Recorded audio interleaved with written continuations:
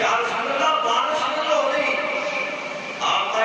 अलैहिस्सलाम ने फरमाया परेशान होने की जरूरत नहीं,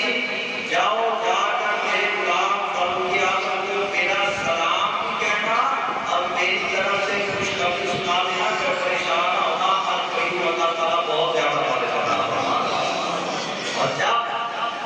हजरत फरूखिया सरकार को हुजूर सरकार की तरफ से ये पैगाम पहुंचा और सलाम भी दिया गया, खुशखबरी भी सुनाई गई बारिश की, हजरत फारूक रज़ियल्लाहु ताला को आप अपने ऊपर कंट्रोल न कर सके और रश्क की वजह से अपनी किस्मत के ऊपर नाज करते हुए हजरत फारूक आज़म इतना रोए कि जिसका कोई अंदाजा नहीं किया जा सकता। वो रोना इस वास्ते था